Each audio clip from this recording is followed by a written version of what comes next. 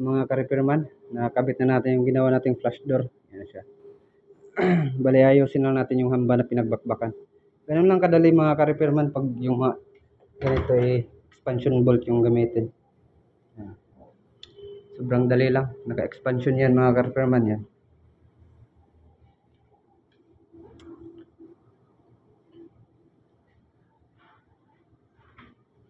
Ayan, suwabing-suwabe. Pag isarado. Ayan, tunog na tunog. Ayun. Tips lang mga ka-repairman, no? Pag nagkabit tayo nito, talagang sukatin natin yung gilid. Huwag tayong sumunod halos minsan sa... Ang iba kasing karpintero sumusunod dun sa diagram na nakalagay sa doorknob na papel, karton niya. Tapos pag i-actual mo siya, yun, tapos pag sinarado mo, medyo maluwag siya.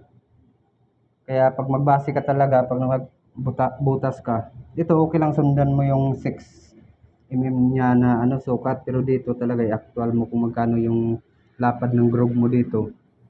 Yun yung pagbasihan mo, saka dito sa gilid. So,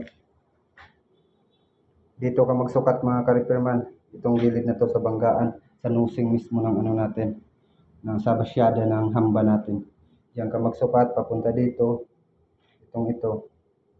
Tapos, butas ka na. Yun. Sukatin mo rin to, ito.